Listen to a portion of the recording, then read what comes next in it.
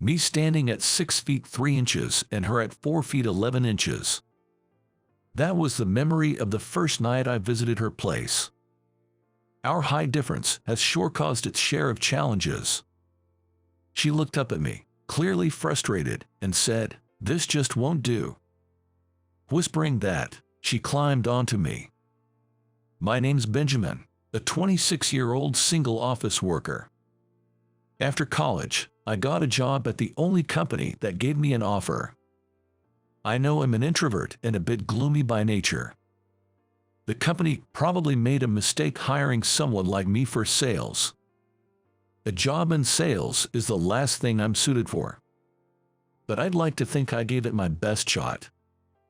No matter how hard I tried, the gap between my peers and me was evident. I just couldn't meet the sales targets, and the end and beginning of every month were torture.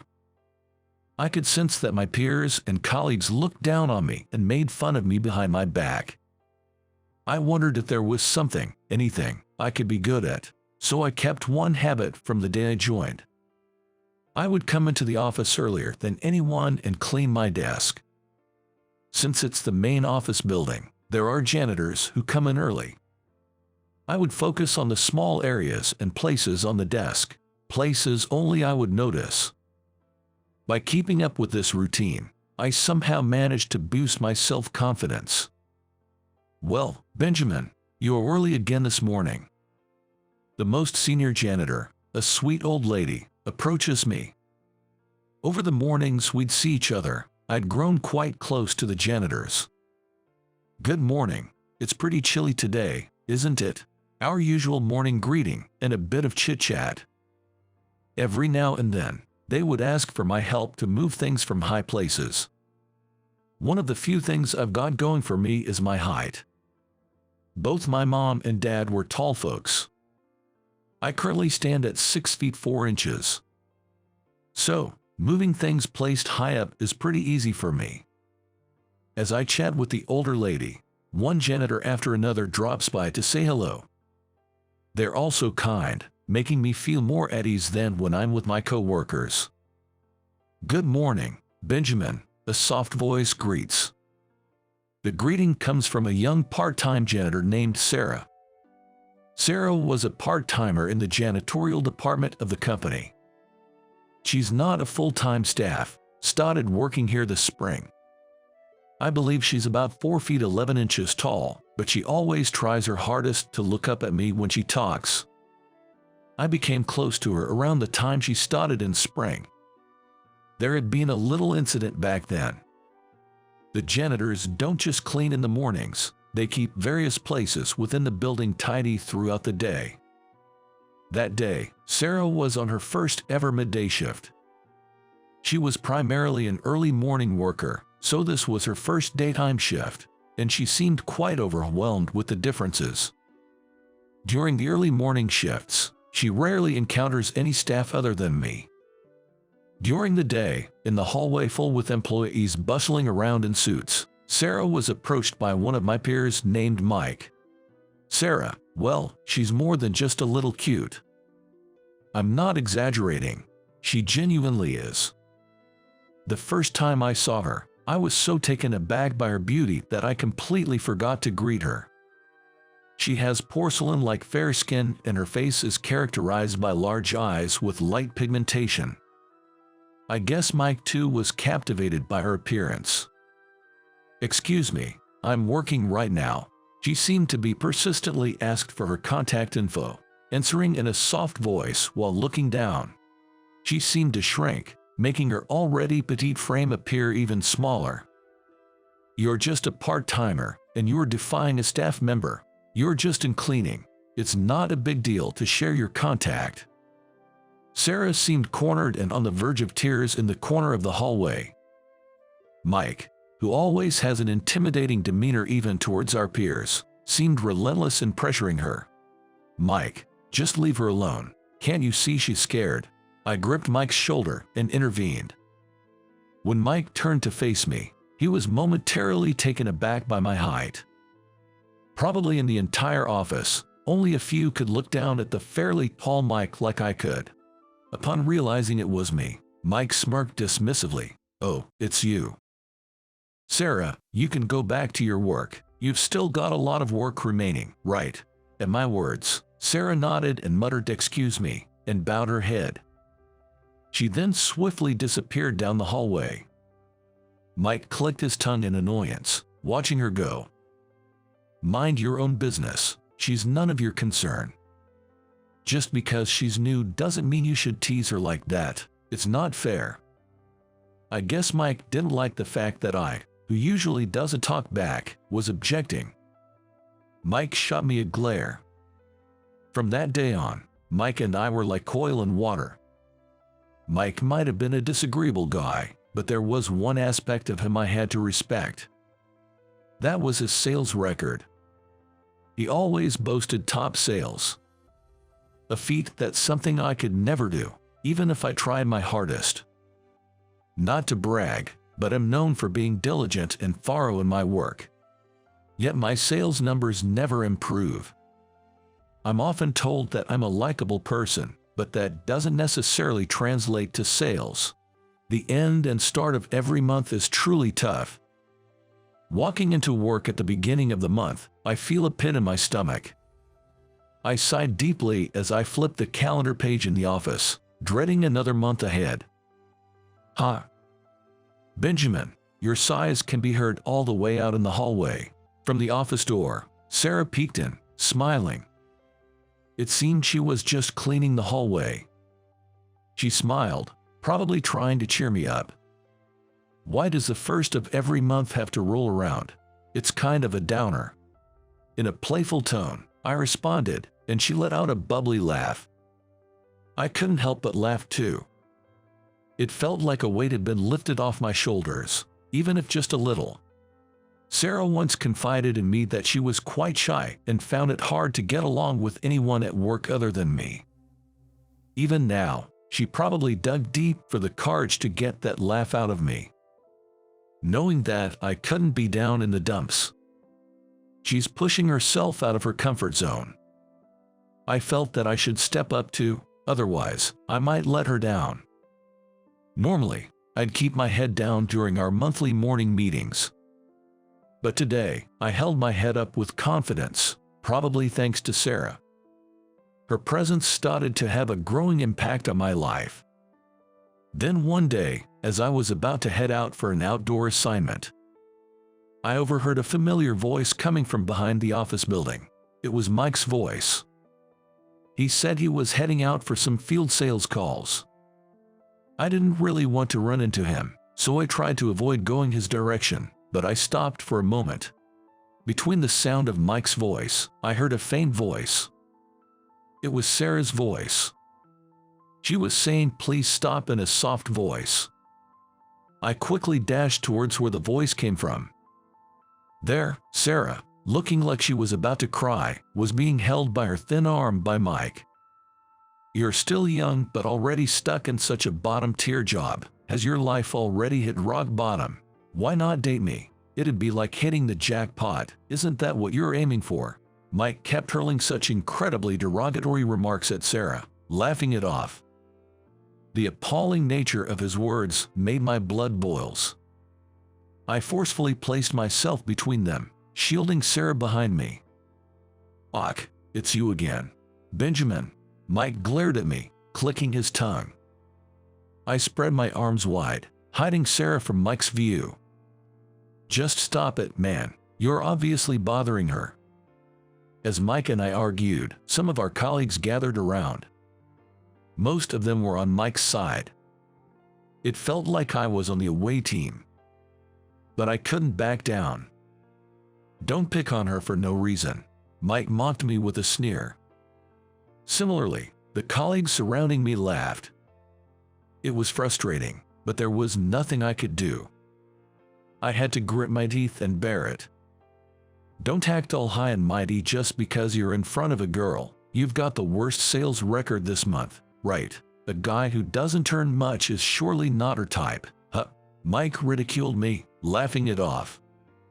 The colleagues just followed Mike's lead. Unable to respond, I bit my lip. The person who came to my rescue was quite unexpected. "Hey, it's cowardly to gang up on one person like that. Haven't you grown up yet to realize that?" An elderly woman, the most senior janitor among us, scolded Mike and his gang, raising an eyebrow. The force and momentum of her words made Mike and his group take a step back. There's certainly something about the aura of the elderly. Moreover, there's a rumor that this lady is quite close to the CEO. Given she's been here for quite some time, that rumor probably holds some truth.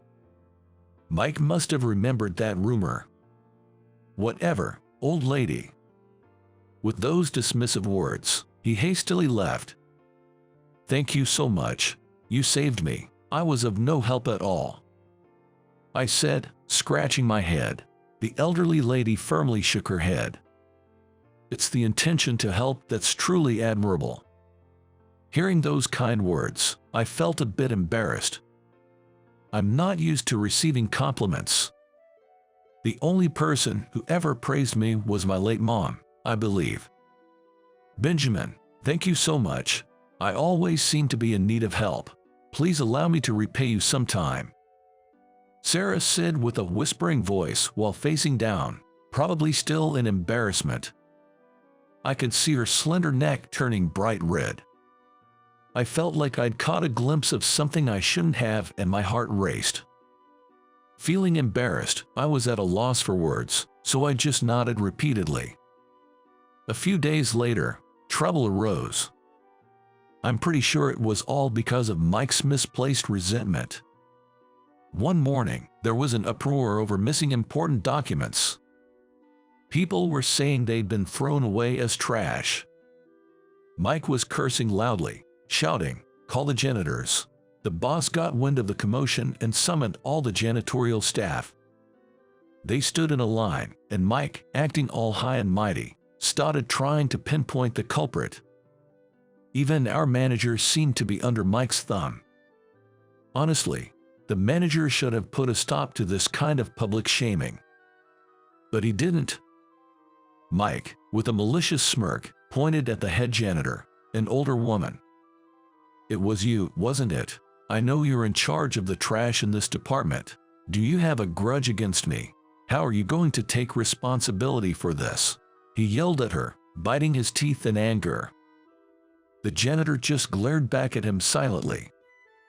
I'm pretty sure Mike intentionally placed the documents where they'd be mistaken for trash. I quietly asked a colleague nearby what document had gone missing. His answer puzzled me. Because it was a document that shouldn't be missing. The janitors wouldn't touch those documents, right? They're kept in a locked cabinet after all. I raised my hand and began to speak up. If it was mistakenly thrown away, it's Mike's fault for not securing it, not the janitors. I tried to explain this. Hearing my words, the manager seemed to realize the truth and quickly used his key to open the cabinet. We weren't allowed to touch that key. It's in the second drawer from the top, fifth file from the left. Having a good memory was my only strong point.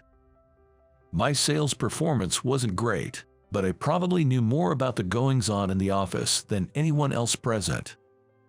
Mike glared at me and muttered, "Mind your own business." The document was found exactly where I'd said, and everyone breathed a sigh of relief. The only person with a sour face was Mike. He returned to his desk without apologizing to the janitors. I tried to follow him to make him apologize but was stopped by the head janitor. "It's okay, Benjamin. Thank you, you've been a great help." When she told me this, I stopped in my tracks. Seeing her forcing a smile with a hint of sadness made me feel like crying. "Don't be silly. You don't need to cry. You're really a sweet person."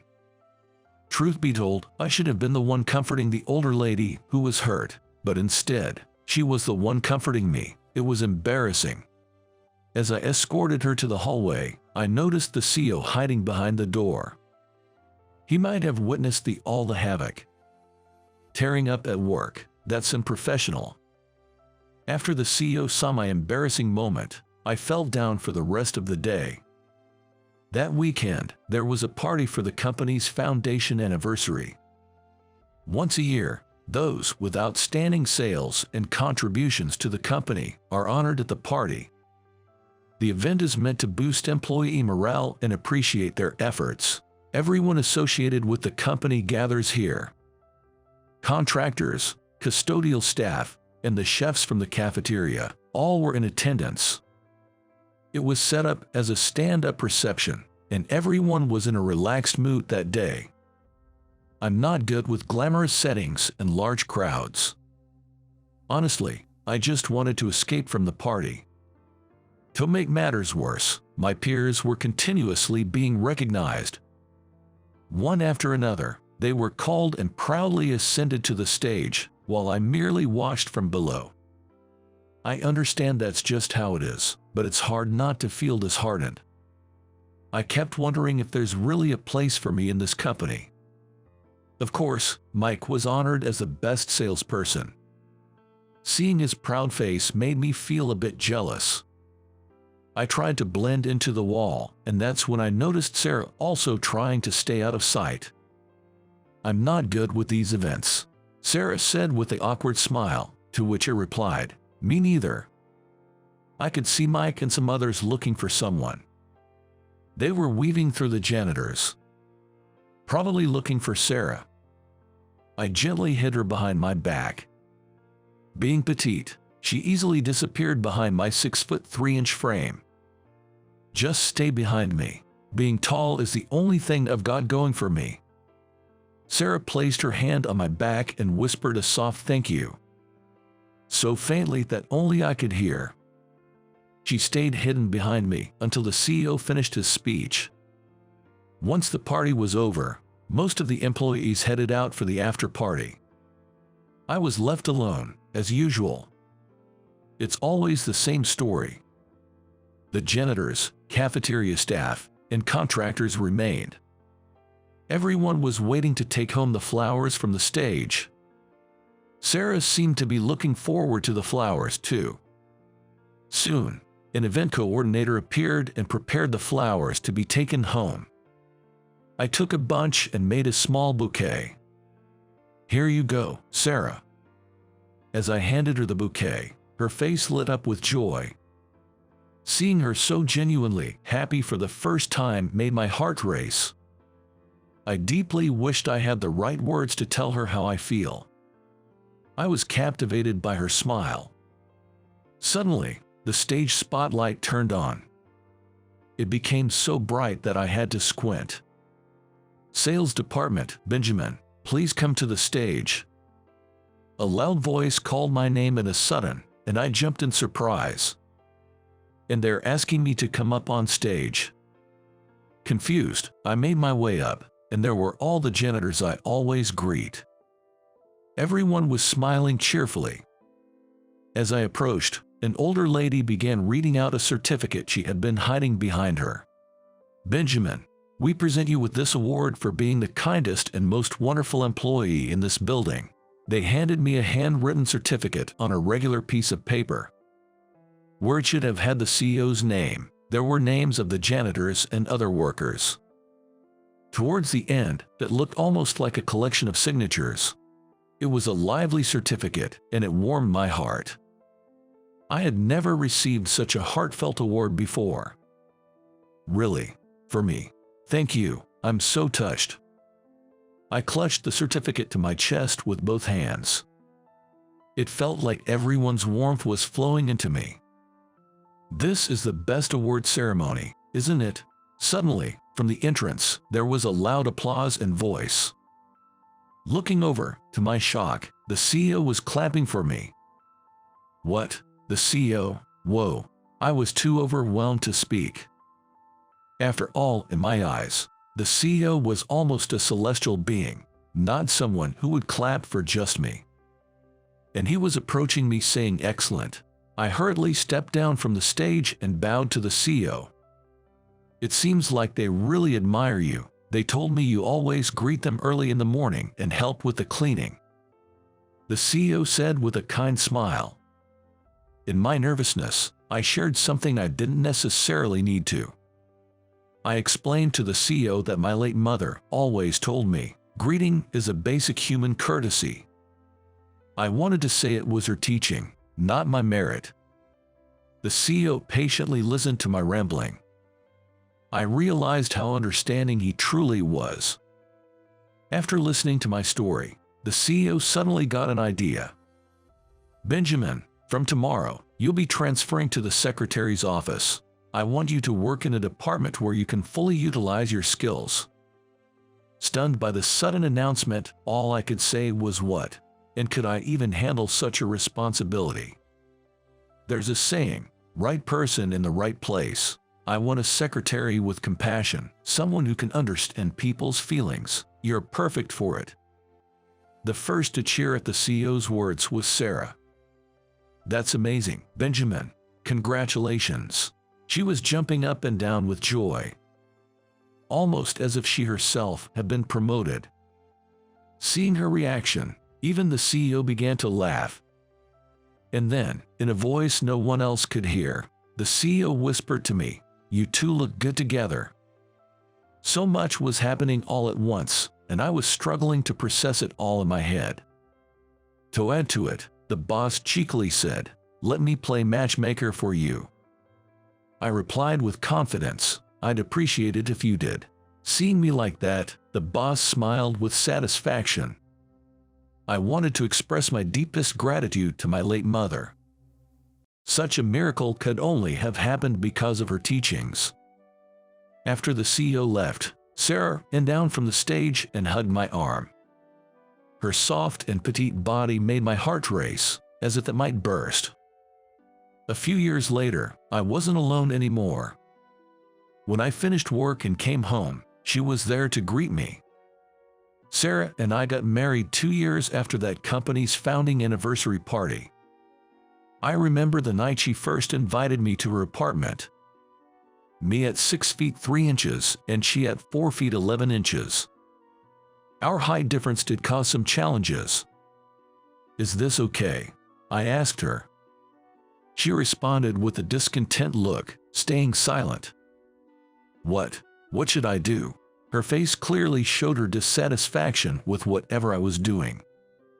"This won't do," Sarah murmured and suddenly jumped onto me. Even though she's light, the sittiness caught me off guard.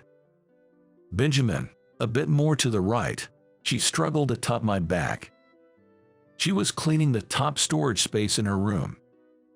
Even though we decided to move to a new place after getting married, her room was still a mess.